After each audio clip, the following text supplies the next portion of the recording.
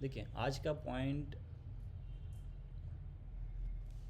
नमपाई, जैसे कि हमने स्टेजेस डिफाइन किए थे, फर्स्ट सेकंड थर्ड। फर्स्ट में डेटा टाइप, सेकंड में लूपिंग एंड थर्ड में लाइब्रेरीज। ठीक है, स्क्रीन विजिबल है? प्लीज़ एक बार कंफर्म कीजिए स्क्रीन विजिबल है। Okay, thank yes. You Yash. Okay, ठीक है। यहाँ पे देखिए लाइब्रेरी, पहले लाइब्रेरी का कंसेप्ट समझ लीजिए कि लाइब्रेरी होती क्या है और क्यों लाइब्रेरी का कंसेप्ट यहाँ पे पाइथन ने यूज़ किया है। बहुत सारे लैंग्वेज में भी लाइब्रेरी का कंसेप्ट है। लाइब्रेरी को आप इस तरह बोल सकते हैं कि बंच ऑफ फंक्शंस। ठीक है, बंच ऑफ फंक्शन को लाइब्रेरी बोलेंगे। ठीक है, हमारे पास अभी डेटा एनालिटिक्स के लिए 3 लाइब्रेरीज है, नमपाई, पांडाज, मैटप्लॉट। ऐसे बहुत सारे लाइब्रेरीज पाइथन में अवेलेबल है। बहुत सारे मतलब बहुत सारे। तो लाइब्रेरी का इन्वेंशन क्यों हुआ है? जो छोटे छोटे फंक्शंस होते हैं, जैसे कि मीन निकालना है, एवरेज, जैसे मीन एवरेज निकालना है, वेरिएंस निकालना है, कुछ मैथमेटिकल कैलकुलेशन करना है, प्रोग्रामर के लिए इजी हो जाएगा। अगर डायरेक्टली फंक्शन देंगे तो उसमें वैल्यू इनपुट करेंगे, डायरेक्टली आउटपुट मिलेगा। अगर फंक्शन नहीं होते तो डायरेक्टली आपको फॉर्मूले through each and every concept आपको लिखना होगा। जैसे कि हम यूज़र डिफाइन फंक्शन क्रिएट कर रहे थे, एक बार स्ट्रक्चर क्रिएट किया तो बाद में जैसे आप वैल्यू पुट करेंगे डायरेक्टली अकॉर्डिंगली आपको आंसर मिलेगा। अगर सपोज यूज़र डिफाइन फंक्शन ही नहीं होगा तो आपको क्या करना पड़ेगा? एवरी टाइम आपको वही फॉर्मूला रिपीटेडली कैलकुलेशन करके आपको आंसर कैलकुलेट करना होगा। तो स्ट्रक्चर से क्या होगा, आप डायरेक्टली इनपुट देंगे, सेम स्ट्रक्चर में अकॉर्डिंगली आपको आंसर मिलेगा। ऐसे छोटे छोटे फंक्शंस होते हैं ना, उस फंक्शन का बंच मतलब लाइब्रेरी। और लाइब्रेरी का कंसेप्ट ऐसा है कि लाइब्रेरी होमोजेनस होता है, मतलब लाइब्रेरी के फंक्शन होमोजेनस होते हैं। होमोजेनस इन द सेंस एक ही लाइब्रेरी में एक ही टाइप का फंक्शन होता है। जैसे कि नमपाई में टोटली मैथमेटिकल फंक्शन, पांडाज में totally data frame calculation related, manipulation related function, matplot में टोटली विजुअलाइजेशन रिलेटेड फंक्शन। ऐसे होमोजेनस ग्रुप करके उन्होंने लाइब्रेरी का नेम दिया है। ठीक है, तो नमपाई के लाइब्रेरी में मैथमेटिकल कैलकुलेशन के फंक्शंस है। सेम पांडाज में डेटा फ्रेम मैनिपुलेशन के फंक्शंस है। हम स्टार्ट करें नमपाई से, तो नमपाई को देखते हैं। ठीक है, लाइब्रेरी का कंसेप्ट तो समझ में आ गया। बंच ऑफ फंक्शन को आप लाइब्रेरी बोलेंगे। ठीक है, लेकिन यहाँ पे देखिए एक सिंपल क्वेश्चन है मेरा। अगर आपको मोबाइल में गेम खेलना है, ठीक है, उससे पहले आपको क्या करना होगा?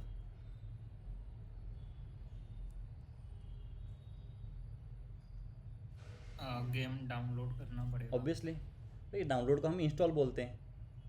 ठीक है, विदाउट इंस्टॉलेशन आप कोई भी गेम प्ले नहीं कर सकते।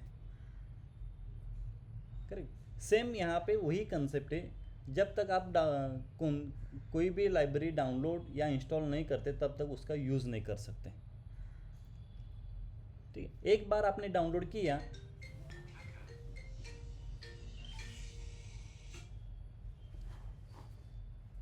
एक बार आपने डाउनलोड किया तो आप कंटिन्यूसली उसको यूज़ कर सकते हैं। लेकिन आपके पीसी में, आपके सेटअप में एटलीस्ट 1 टाइम तो वो डाउनलोड होना चाहिए। ठीक है, फिर से ट्राई करेंगे तो सेटिस्फाइड, रिक्वायरमेंट ऑलरेडी सेटिस्फाइड ऐसा आंसर मिलेगा आपको। लेकिन एक बार तो आपको आपके पीसी में, सिस्टम में लाइब्रेरी को इंस्टॉल करके रखना ही होगा, देन आप उसको यूज़ कर सकते हैं। ठीक है, तो फर्स्ट प्रोसीजर क्या है? लाइब्रेरी यूज़ करने से पहले हम उसको इंस्टॉल करेंगे। ठीक है, अब मुझे बताइए कि आप इंस्टॉल करने के लिए कहाँ पे जाते हैं? गेम इंस्टॉल करने के लिए आप कहाँ पे जाते हैं डाउनलोड करने के लिए? कहाँ से डाउनलोड करते हैं आप? Play play store. Store. Play store, app store. ठीक है, मतलब प्ले स्टोर और ऐप स्टोर एक हब है, वहाँ पे multiple game, multiple apps available है, वहाँ से आप डायरेक्टली डाउनलोड करते हैं। उसी तरह सेम पाइथन में 2 इंस्टॉलर अवेलेबल है। एक का नेम है पिप, मैं यहाँ पे टाइप करके दिखाता हूँ आपको, पिप। अगर आप एनाकोंडा यूज़ करें तो कोंडा। ऐसे 2 इंस्टॉलर हैं। जैसे प्ले स्टोर है ना, उसी तरह दो इंस्टॉल रहे जहाँ पे ईच एंड एवरी लाइब्रेरी वहाँ पे अवेलेबल है। आप डायरेक्टली वहाँ से उसको डाउनलोड करेंगे। डाउनलोड करने के लिए इंटरनेट ज़रूरी है, ओके। अदरवाइज पाइथन यूज़ करने के लिए कोई इंटरनेट की कोई ज़रूरत नहीं, लेकिन डाउनलोड करने के लिए तो ज़रूरी है, बिकॉज सर्वर से हम डाउनलोड कर रहे हैं, ठीक है। पिप यूज़ कीजिए या कोंडा यूज़ कीजिए, इंस्टॉलर कोई भी चलेगा, ठीक है। बेसिकली हम पिप यूज़ करेंगे अभी तो। पिप लाइब्रेरी इंस्टॉल करने के लिए कोड देखिए, पिप इंस्टॉल numpy। इसको अगर आप रन करेंगे, ठीक है, रिक्वायरमेंट ऑलरेडी सेटिस्फाइड। अगर सेटिस्फाइड नहीं है, यहाँ पे कुछ फाइल्स डाउनलोड होंगे और आपके आयनाकोंडा या जहाँ पे सी ड्राइव में आपने सॉफ्टवेयर को रखा है वहाँ पे पैकेजेस, साइड पैकेजेस में वो इंस्टॉल होगा पूरा। साइड पैकेजेस में जाके आप देख सकते हैं कौन कौन से लाइब्रेरी इंस्टॉल हुए हैं, ठीक है। अगर मुझे पांडास इंस्टॉल करना है तो क्या लिखना पड़ेगा, पिप install pandas, that's it, okay. मतलब कोई भी लाइब्रेरी इंस्टॉल करना है तो directly pip install and library name, simple. एक बार आपने इंस्टॉल किया, उसके बाद आपको इंस्टॉल करने की कोई ज़रूरत नहीं, डायरेक्टली आप कहीं कभी भी यूज़ कर सकते हैं, ठीक है। होप आपको इंस्टॉलेशन समझ में आ गया होगा। नेक्स्ट पॉइंट को कंटिन्यू करते हैं। अभी इंस्टॉलेशन कंप्लीट है, मुझे लाइब्रेरी को यूज़ करना है, लेकिन यूज़ करने से पहले जहाँ पे आपके लाइब्रेरी इंस्टॉल है साइड पैकेजेस में, वहाँ से आपको जुपिटर नोटबुक पे एक्सेस करना होगा, बिकॉज आपने ओनली इंस्टॉल करके रखा है। किसी भी लाइब्रेरी को यूज़ करना है तो जहाँ पे साइड पैकेजेस में आपके पैकेजेस मतलब लाइब्रेरी को पैकेज भी बोला जाता है, जहाँ पे पैकेजेस स्टोर है वहाँ से आपको इस नोटबुक के ऊपर आपको एक्सेस करना होगा। एक्सेस मतलब इंपोर्ट करना होगा। इंपोर्ट करने के बाद ही उस लाइब्रेरी के फंक्शंस आप यहाँ पे यूज़ कर सकते हैं। अगर आपको numpy यूज़ करना है तो इंपोर्ट numpy करेंगे, इसका मतलब जितने फंक्शंस numpy में हैं आप इजीली एक्सेस कर सकेंगे, ठीक है। अगर आपने इंपोर्ट numpy नहीं किया तो आप उसके फंक्शंस एक्सेस नहीं कर सकेंगे, ठीक है। सपोज़ यहाँ पे मुझे numpy का यूज़ करना है और मैंने एक्सेस नहीं किया numpy का, और मैं मीन कैलकुलेट कर रहा हूँ, यहाँ पे कुछ वैल्यूज़ पास कर रहा हूँ रैंडमली, देखिए numpy इज़ नॉट डिफाइंड, मतलब numpy मुझे पता नहीं है। सो क्या करना होगा आपको, किसी भी लाइब्रेरी को यूज़ करने से पहले उस लाइब्रेरी को इंपोर्ट करना होगा। पांडास को यूज़ करना है, इंपोर्ट पांडास। मैटप्लॉट को यूज़ करना है, इंपोर्ट मैटप्लॉट। सीबॉन को यूज़ करना है, इंपोर्ट सीबॉन। जो लाइब्रेरी आपको कैलकुलेशन के लिए यूज़ करना है वो लाइब्रेरी आपको इंपोर्ट करना नेसेसरी है, अदरवाइज उसको आप यूज़ नहीं कर सकेंगे। तो यूजुअली हम क्या करते हैं, जब कोडिंग के लिए स्टार्ट करते तो बेसिक 2-3 लाइब्रेरीज हैं numpy पांडास, मैं यहाँ पे इंपोर्ट करके रखता हूँ, इंपोर्ट पांडास। ऐसे 2-3 लाइब्रेरी स्टार्ट में ही इंपोर्ट करके रखेंगे, सो आगे जाके कोई एरर ना मिले, ठीक है। इंस्टॉलेशन प्रोसीजर और इंपोर्ट प्रोसीजर, ठीक है। इंस्टॉलेशन करने के लिए पिप इंस्टॉल लाइब्रेरी नेम और इंपोर्ट करने के लिए इंपोर्ट लाइब्रेरी नेम, ठीक है। देखिए किसी भी लाइब्रेरी में से कोई भी अगर फंक्शन यूज़ करना है तो लाइब्रेरी नेम और उस फंक्शन को डॉट से कनेक्ट किया जाता है, जैसे कि numpy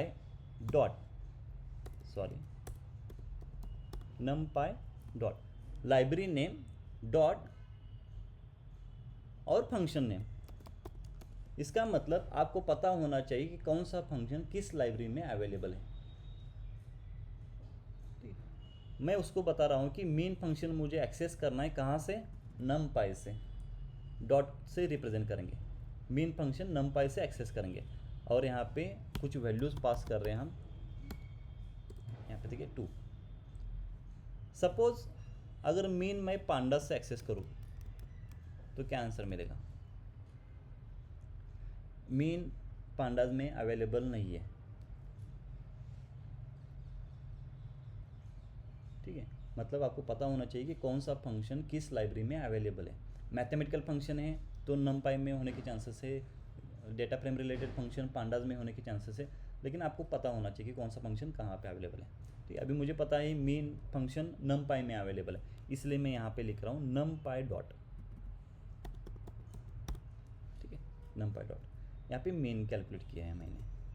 सपोज मुझे वेरिएंस कैलकुलेट करना है, सेम प्रोसीजर। आप डायरेक्टली ऐसा लिख नहीं सकते वेर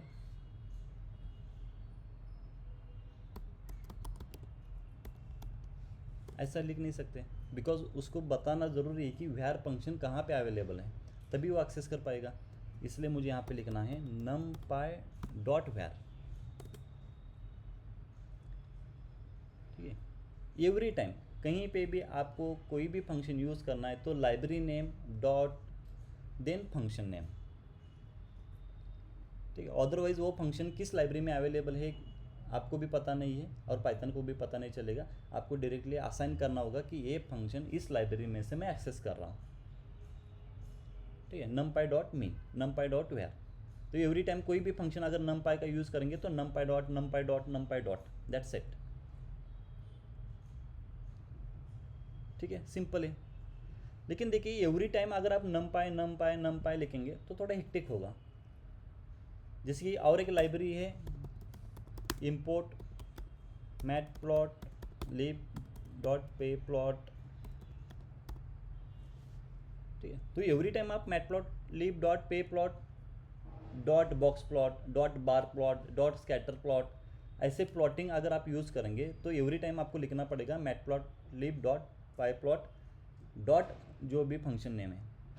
तो एवरी टाइम तो इतना सारा आप कोड नहीं लिख सकते, इसलिए यहाँ पे एक और एक कंसेप्ट है अलाइस का, जिसको हम शॉर्टकट बोलते हैं as N P, as P D. numpy को मैं शॉर्टकट नेम असाइन कर रहा हूँ, वो शॉर्टकट नेम है एन पी, और पांडास को मैं शॉर्टकट नेम असाइन कर रहा हूँ पी डी। कंपलसरी नहीं कि एन पी ही पास करना है, पी डी ही पास करना है, आप जो चाहिए पास कर सकते। जैसे कि यहाँ पे मैं जेड पास करूँगा, इम्पोर्ट numpy एज जेड, मतलब जेड मतलब मेरा भी numpy है। आगे जाके अगर आप कोई भी फंक्शन numpy से कैलकुलेट करना है, यूज़ करना है, तो जेड डॉट फंक्शन यूज़ करेंगे। जैसे कि इसको रन करेंगे, यहाँ पे देखिए जेड डॉट मीन, ठीक है। लेकिन यहाँ पे देखिए ग्लोबली अभी एक रूल हुआ है, जैसे कि numpy को एनपी बोलिए, पांडास को पीडी बोलिए, मैटप्लॉट को पीएलटी बोलिए, सीबॉन को एसएनएस बोलिए। ऐसे जनरली सब लोग यूज़ करते हैं, इसलिए सबको पता है कि एनपी मतलब numpy होता है, पीडी मतलब पांडास होता है। आगे जाके आपने सपोज कंपनी स्विच किया और आपका कोड किसी को हैंड ओवर किया, तो उसको समझ में आना चाहिए कि एनपी मतलब क्या है, पीडी मतलब क्या है। अगर आपने यहाँ पे सपोज यहाँ पे आपका खुद का नेम दे दिया, तो आगे जाके उसको पता लगाना होगा कि विशाल मतलब क्या है, कौन सी लाइब्रेरी है, ठीक है। इस तरह आप जो ग्लोबल यूज़ करते हैं लोग उसी को प्रेफर कीजिए, तो थोड़ा स्टैंडर्डाइज मेंटेन होगा। Import numpy as N P, import pandas as P D, ठीक है। लाइब्रेरी को इस तरह इंपोर्ट करेंगे और शॉर्टकट नेम यूज़ करके हम आगे फंक्शन यूज़ करेंगे। जैसे यहाँ पे N P dot mean, N P is not define, इसको रन करना होगा, एन पी डॉट वैर, ठीक है। होप आपको समझ में आया होगा कि लाइब्रेरी कैसे इंस्टॉल किया जाता है, लाइब्रेरी को कैसे इंस्टॉल किया जाता है, लाइब्रेरी को कैसे इंपोर्ट किया जाता है, और लाइब्रेरी को अलाइज कैसे करते हैं, फंक्शन कैसे यूज़ करना है। एक मिनट रुकिए।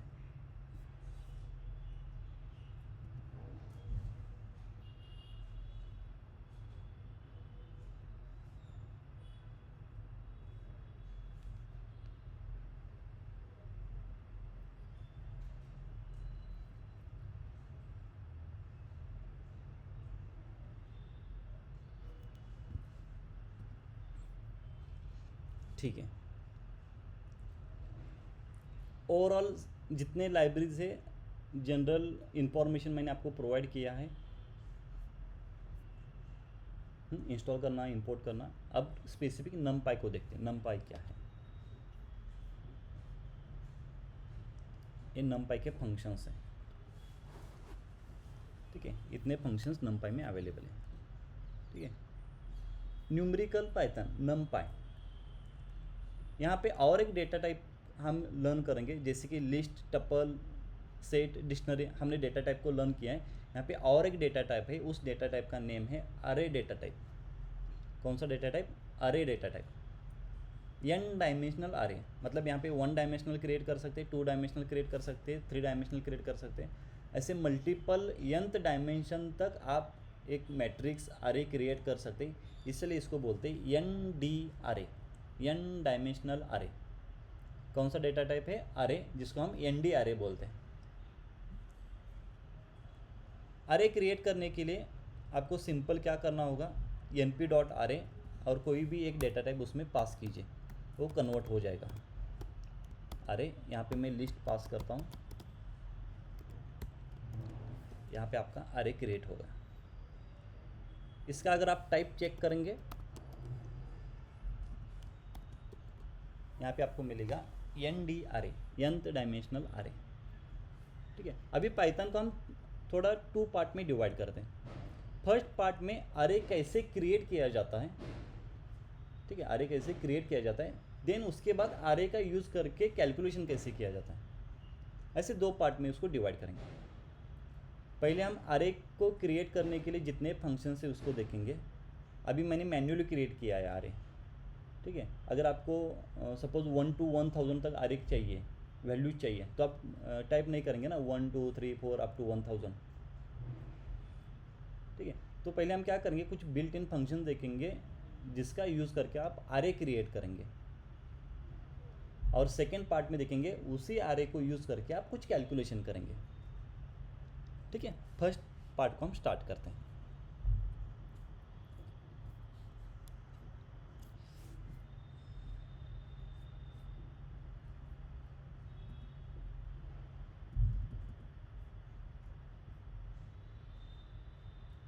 ठीक है, मैन्युअली अरे क्रिएट करने के लिए np.array 1 2 3 4 ये आपका अरे है।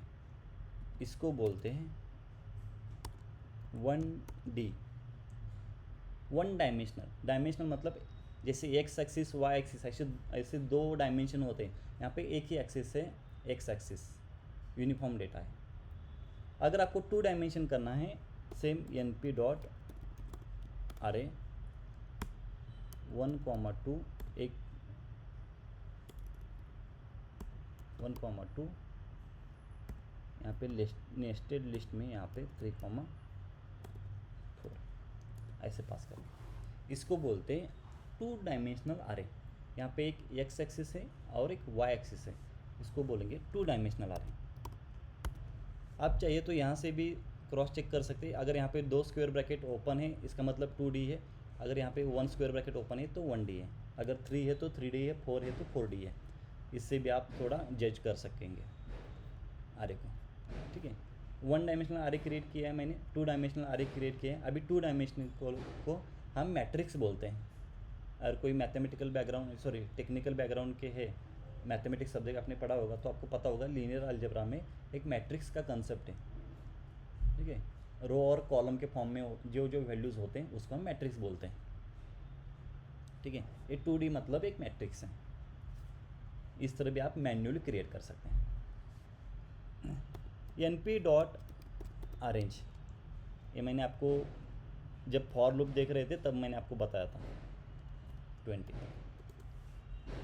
0 to 19 वैल्यू, ठीक है। एक रेंज है जहाँ पे हम स्टार्ट वैल्यू दे रहे हैं, एंड वैल्यू दे रहे हैं और स्टेप्स दे रहे हैं। अगर आप स्टार्ट वैल्यू नहीं दे रहे तो 0 से कंसिडर होगा। अगर आप स्टेप्स नहीं दे रहे तो स्टेप 1 कंसिडर होगा।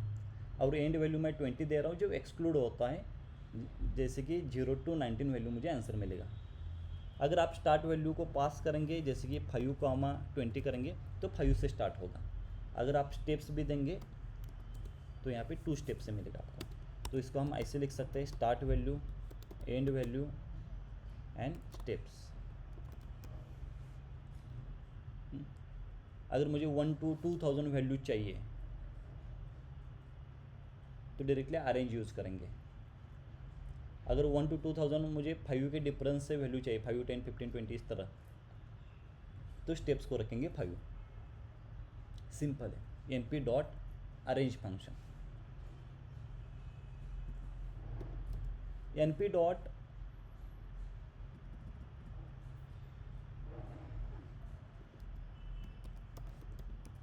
जीरोस। सपोज मुझे इस तरह अरेंज चाहिए या मैट्रिक्स चाहिए जहाँ पे सारे एलिमेंट की वैल्यू 0 हो।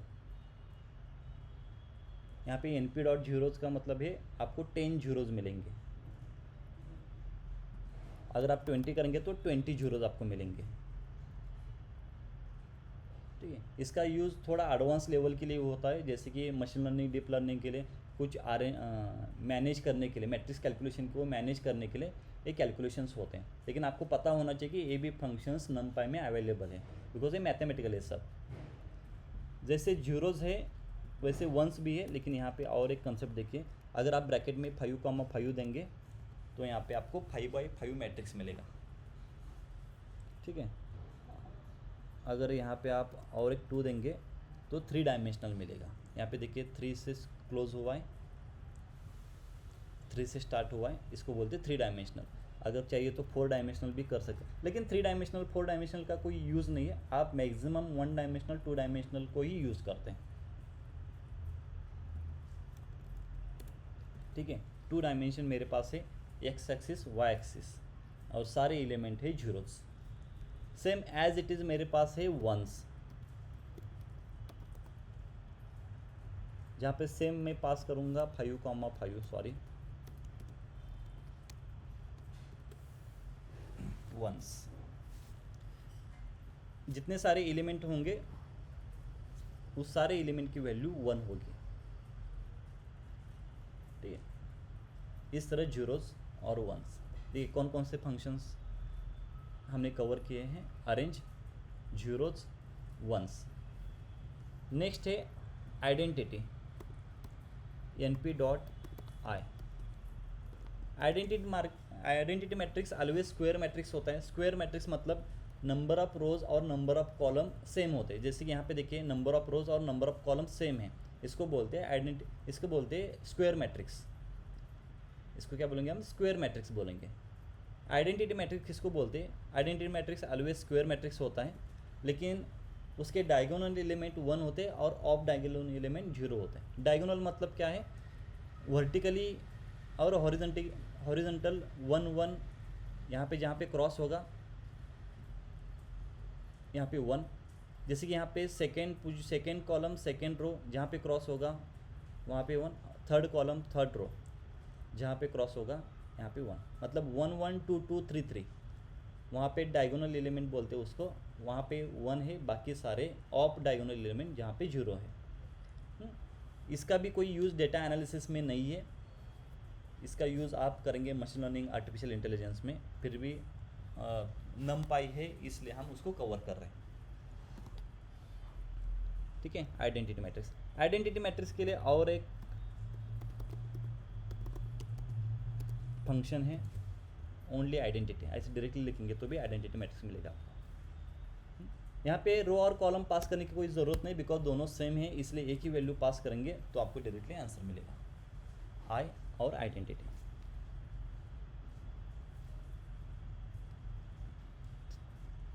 ठीक, नेक्स्ट पॉइंट है line space, np dot line space. Line में ई नहीं है, लाइन का स्पेलिंग LINE है, लेकिन यहाँ पे LINSPAC, लाइन स्पेस। यहाँ पे आप दीजिए स्टार्ट वैल्यू, उसके बाद दीजिए एंड वैल्यू, और उसके बाद यहाँ पे मुझे पास करना है 0 to 100 में कितने इक्वल पार्ट करने हैं। अगर मुझे 2 इक्वल पार्ट करने हैं तो इसका मतलब 0 to 50, 50 to 100, ऐसे 2 इक्वल पार्ट होंगे। अगर मुझे 4 इक्वल पार्ट करने हैं तो 0 to 25, 25 to 50, 50 to 75, 75 to 100, ऐसे 4 होंगे। लेकिन 4 पार्ट अगर आपको चाहिए तो यहाँ पे 5 पास कीजिए,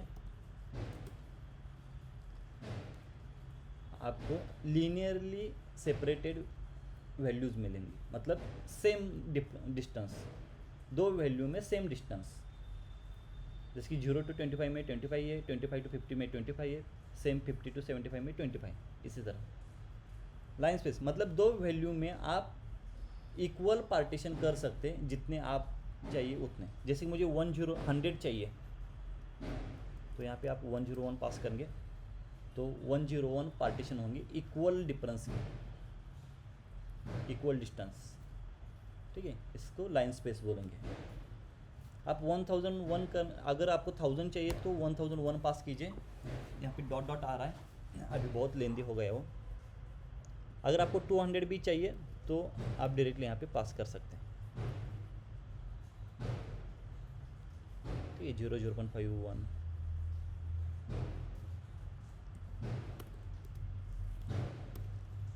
ऐसे आप लाइन स्पेस का यूज़ करके इक्वल पार्टीशन कर सकते हैं।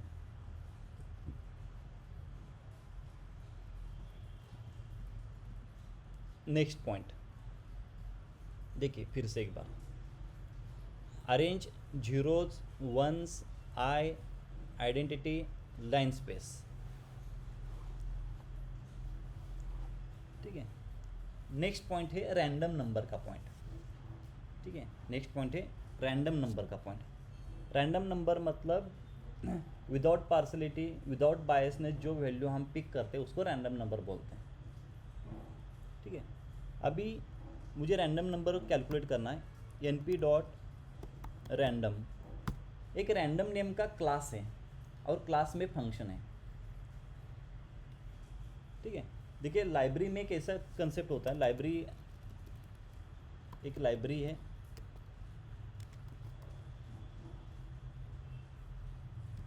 उसके बाद यहाँ पे क्लास होते हैं, उसके बाद यहाँ पे फंक्शंस होते हैं, ठीक है। जैसे कि आपके कॉलेज में भी एक लाइब्रेरी है, ठीक है, आपके कॉलेज में लाइब्रेरी में आप जाएंगे तो आपका एक सेक्शन होता है, जैसे केमिस्ट्री, फिजिक्स, मैथ्स, और केमिस्ट्री में केमिस्ट्री के रिलेटेड बुक्स होते हैं, मैथ्स में मैथ्स के रिलेटेड बुक्स होते हैं, फिजिक्स में फिजिक्स के रिलेटेड बुक्स होते हैं, उसको सेक्शंस बोलते हैं, उसको हम क्लास बोल रहे हैं। मतलब सिमिलर जो फंक्शंस है एक क्लास में फिट किया जाता है और सारे क्लास लाइब्रेरीज में अवेलेबल होते हैं, ठीक है।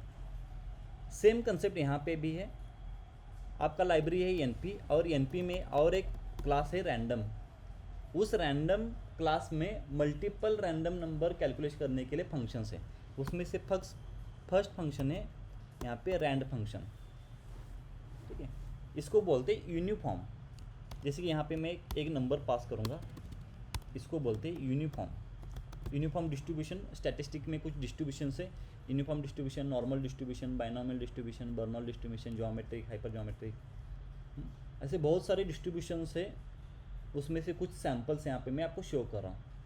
उसमें से एक यूनिफॉर्म डिस्ट्रीब्यूशन है, अगर आप एक रैंडम नंबर पिक करना चाहते हैं तो रैंडम नंबर आपको मिलेगा 0 to 1 के इन बिटवीन, 0 to 1 के इन बिटवीन। अगर आप फिर से रन करेंगे तो फिर से चेंज हो जाएगा, अगर आप फिर से रन करेंगे तो फिर से चेंज हो जाएगा, बिकॉज वो रैंडम नंबर है, फिक्स नहीं है, उसकी रेंज है 0 to 1। नेक्स्ट है np dot random dot rand n for normal distribution. यहाँ पे अगर आप रैंडम नंबर लेंगे, देखिए ये यूनिफॉर्म सेम रैंडम में है, नॉर्मल सेम रैंडम में है, यहाँ पे आपको 99.99% आपको वैल्यू -3 to 3 के इन बिटवीन मिलेगी, 99.97%। छोटा सा चांस है कि आउट ऑफ -3 आउट ऑफ +3 जा सकता है, ठीक है, लेकिन यहाँ पे आपको जो भी रैंडम नंबर मिलेगा वो माइनस में और प्लस में दोनों में मिल सकते हैं। यहाँ पे रेंज है -3 to +3। और next one is np dot random dot rand integer. मुझे इंटीजर वैल्यू चाहिए, होल नंबर, यहाँ पे अभी पॉइंट्स में आ रहे हैं ना, मुझे होल नंबर चाहिए, लेकिन होल नंबर देखिए, होल नंबर है -∞ to +∞, तो उसमें से कौन सी वैल्यू देगा, इसलिए आपको पहले रेंज डिफाइन करना होगा कि किस रेंज में मुझे वैल्यू चाहिए। बिकॉज देखिए यूनिफॉर्म के लिए एक रेंज डिफाइन है 0 to 1, रैंडम नॉर्मल के लिए रेंज डिफाइन है -3 to +3, लेकिन इंटीजर के लिए होल नंबर के लिए रेंज डिफाइन नहीं है। यहाँ पे मुझे क्या करना होगा, पहले रेंज डिफाइन करना, जैसे कि 0 to 100 के इन बिटवीन मुझे वैल्यू चाहिए, एक वैल्यू चाहिए 37। अगर मुझे 5 वैल्यू चाहिए तो 5 पास कीजिए, रैंडमली 5 नंबर आएंगे। अगर आपको 20 वैल्यू चाहिए रैंडमली तो यहाँ पे आपको 20 वैल्यूज़ मिलेंगे। सेम यहाँ पे देखिए, यहाँ पे मैंने 1 लिखा है, अगर आपको 5 चाहिए तो 5 रैंडम नंबर मिलेंगे। यहाँ पे भी देखिए यूनिफॉर्म में मैंने 1 लिखा है, अगर 5 चाहिए तो 5 मिलेंगे। अगर 3/3 का मैट्रिक्स चाहिए तो यहाँ पे आप 3/3 पास कीजिए, 3/3 का मैट्रिक्स मिलेगा। यहाँ पे भी अगर आपको 3/5 का मैट्रिक्स चाहिए तो इस तरह आपको मैट्रिक्स मिलेगा। मैट्रिक्स का कंसेप्ट मैं आगे समझाऊंगा आपको, ठीक है। तो ये रैंडम नंबर क्रिएट करने के कुछ फंक्शंस है, rand integer and rand normal distribution, ठीक है। अभी तक जितने फंक्शन देखे इन फंक्शन का यूज़ करके हम खाली अरे को क्रिएट कर रहे हैं, ओनली अरे क्रिएट कर रहे हैं, ठीक है। रैंडम में अरे क्रिएट कर रहे हैं, लाइन स्पेस में अरे क्रिएट कर रहे हैं, आइडेंटिटी में अरे क्रिएट कर रहे हैं, वंस में अरे क्रिएट कर रहे हैं, जीरो में अरे क्रिएट कर रहे हैं, और अरेंज में भी अरे क्रिएट कर रहे हैं, ठीक है। देखते हैं और कौन से फंक्शंस बाकी है अभी।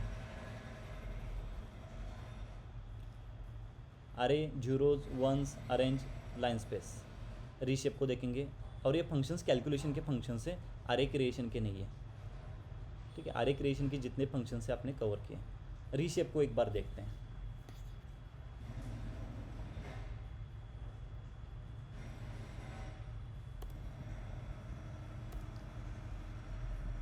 ठीक है, यहाँ पे कुछ रैंडम नंबर में जनरेट करके ले रहा हूँ। रैंडम वेट,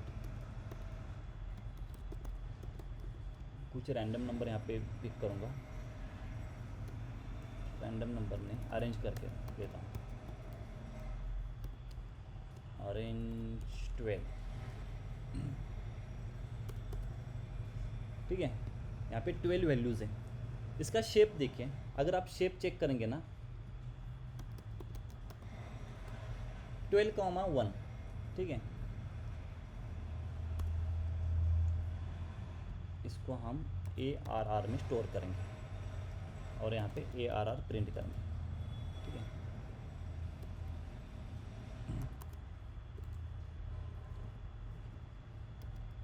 अरे डॉट शेप, यहाँ पे 12 रोज और एक कॉलम है, ठीक है। अरे को एवरी ऑब्जर्वेशन को एक रो कंसिडर किया जाता है। एक्चुअली आप इसको हॉरिजॉन्टली देख पा रहे हैं, लेकिन ये वर्टिकली होता है।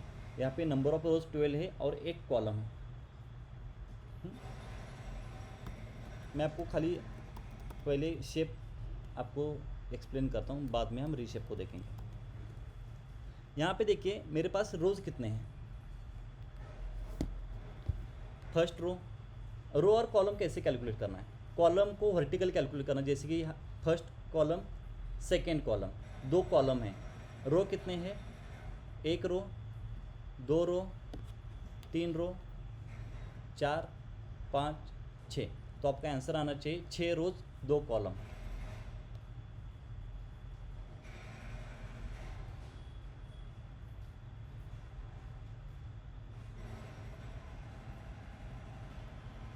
आपका आंसर क्या आना चाहिए, 6 रो 2 कॉलम, ठीक है। अब मुझे बताएं कितने रोज़ हैं, 1 रो, 2, 3 रोज़ है। कॉलम कितने हैं, 1, 2, 3, 4। आपका आंसर आना चाहिए 3,4, ठीक है। नंबर ऑफ रोज और नंबर ऑफ कॉलम, इसको शेप बोलते हैं, ठीक है। शेप पहले रो होता है, देन कॉलम होता है, ठीक है। अब रीशेप का कंसेप्ट देखें। रीशेप, उसके वर्ड में उसका मीनिंग है शेप को अलग शेप में कन्वर्ट करना है, जिसकी रीअसाइन, रिक्रिएट, रीराइट होता है, उसी तरह रीशेप है। जैसे कि मेरे पास एक ARR वेरिएबल है जहाँ पे 12 वैल्यूज़ है, उसका शेप है 12,1। अब इसका शेप मैं चेंज करूँगा, कैसे देखें, ARR dot reshape comma 6 bracket 6,2। ठीक है, यहाँ पे देखिए अभी मेरा जो शेप है 6,2 का है, जहाँ पे 12,1 था, अभी मेरा 6,2 है।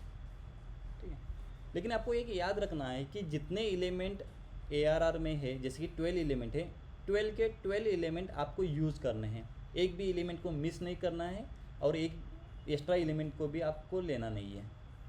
जैसे कि अगर मैं यहाँ पे 6,3 करूँ तो मेरे पास टोटल एलिमेंट होनी चाहिए 18 एलिमेंट, लेकिन मेरे पास कितने एलिमेंट है, 12 एलिमेंट, तो यहाँ पे आपका रीशेप कन्वर्ट नहीं होगा।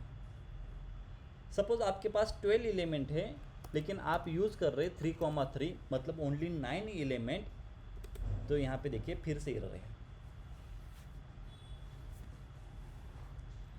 मतलब जितने एलिमेंट्स अवेलेबल है, सारे एलिमेंट का यूज़ करना ही है, और उतने ही एलिमेंट का यूज़ करना है। ठीक है, अब आपके लिए क्वेश्चन है, मेरे पास 24 वैल्यूज़ है, मुझे रीशेप बताइए कि कौन कौन से फॉर्मेट में रीशेप कर सकता हूँ, बताइए। रो और कॉलम कौन कौन से फॉर्मेट में रीशेप कर सकता हूँ? 6,4 बोलें।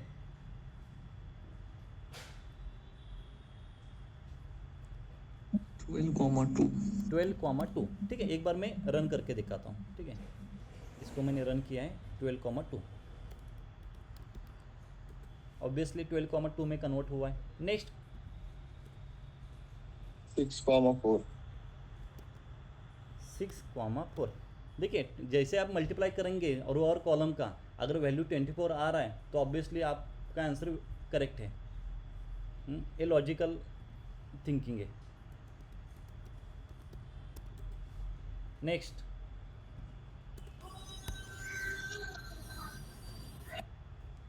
Next answer 8 and 3 good. Next answer,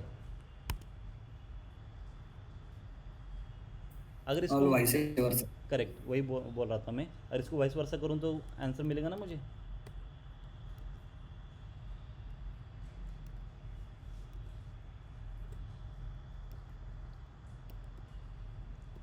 और एक रिमेनिंग है, कौन सा? 124 करेक्ट 1,20, बिकॉज 24,1 हमारे पास है। इतने सारे वेज में आप रीशेप कर सकते हैं।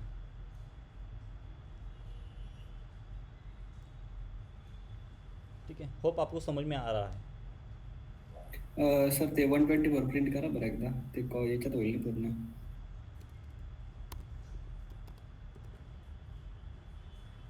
इथे 2D मध्ये कन्वर्ट झाले होते।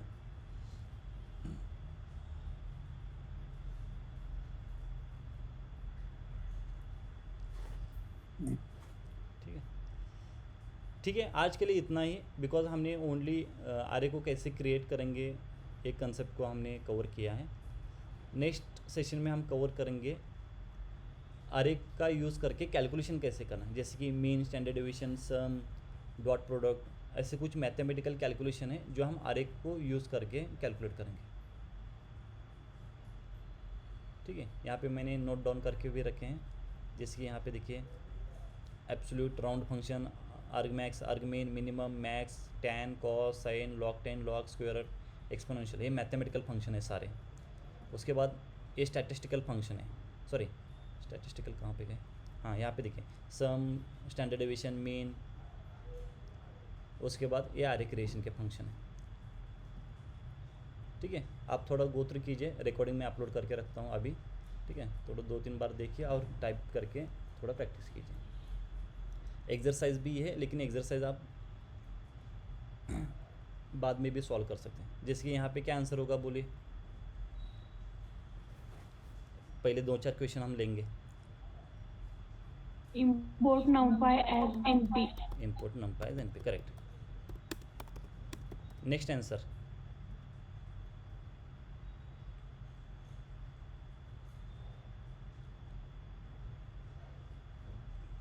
np dot zeros bracket 10. Next answer. np.10 unstain. Next answer.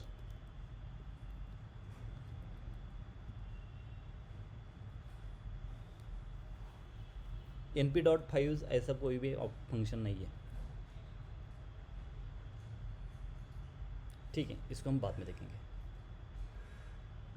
ये बताइए।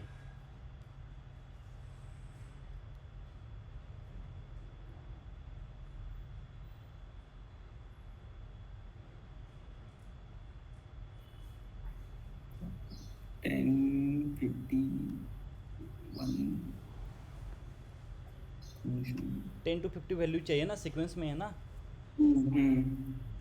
फर्स्ट फंक्शन है, correct dot arrange correct.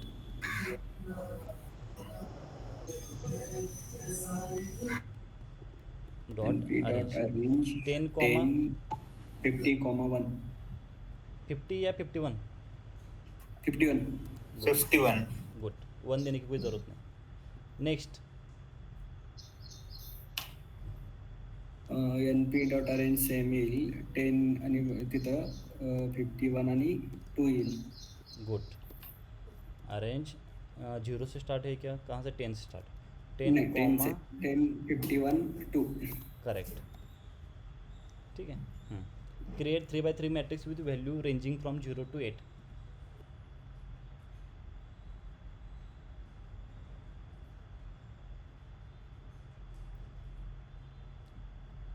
Hint देता हूँ, रीशेप यूज़ करना है।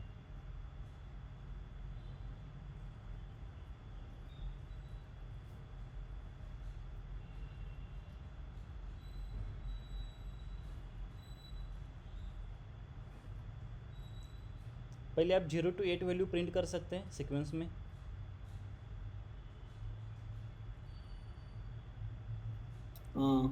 कीजिए। np dot arrange np dot arrange 0,9. 0,9। अब इसको रीशेप कर सकते हैं, डॉट रीशेप 3, इसको रन करेंगे तो भी आंसर मिलेगा, लेकिन एनपी को हमने रन नहीं किया। आइडेंटिटी मैट्रिक्स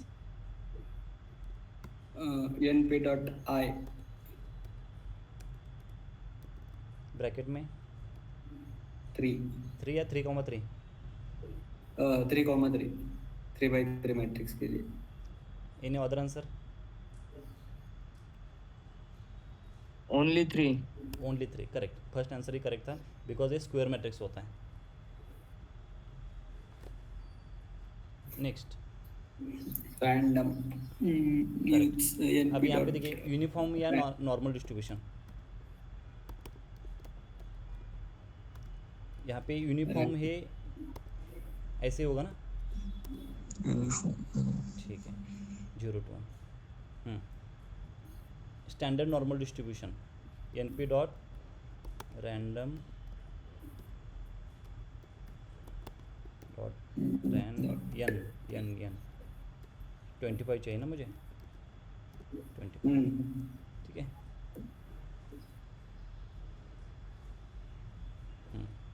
ये बताइए आंसर।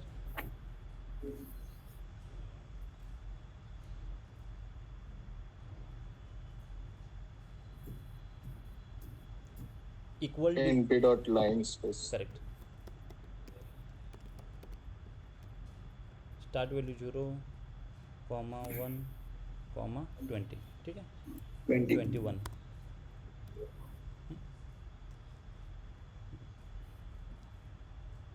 थोड़ा डिफिकल्टी इसलिए मैंने इसे यहाँ पे स्टार्ट लास्ट में रखा। ये आपके लिए होमवर्क।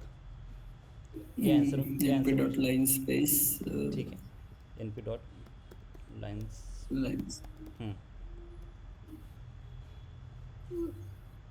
एंडिंग का है 1.0 0, 0 0.01.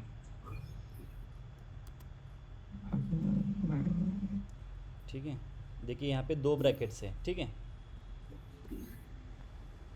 ENP नॉट डिफाइन, वेट, क्या करना होगा मुझे? import numpy as np line space, spac still sorry यहाँ पे ते 101 101 0,1,101 0,1, 101 कितनी हाँ कितनी चाहिए आपको बताना है, डिफरेंस नहीं बताना है आपको, कितने नंबर चाहिए वो बताना है। 100, ओके। देखिए नीचे आंसर है करेक्ट, मैच करके देखिए।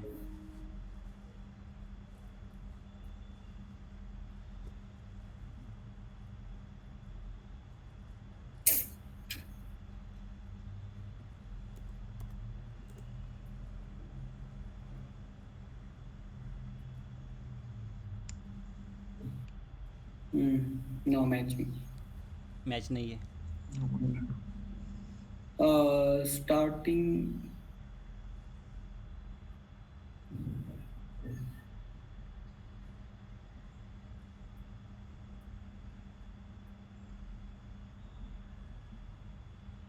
ठीक है। इसका आंसर मैं बताता हूँ आपको।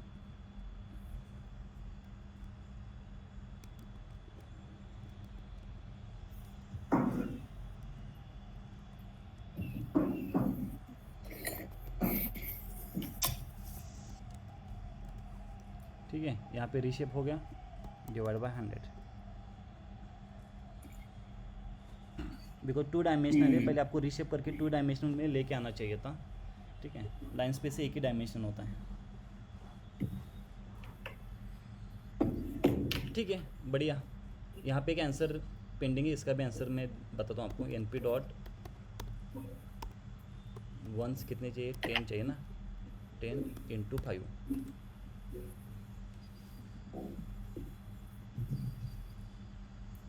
ठीक है, अभी हमने मैथमेटिकल कैलकुलेशन नहीं देखा, इसलिए आपको पता नहीं कि 5 कैलकुलेट करने मल्टीप्लाई करने के बाद सब में चेंजेस होंगे, ये आपको पता नहीं था, इसलिए मैंने उसको स्किप किया था।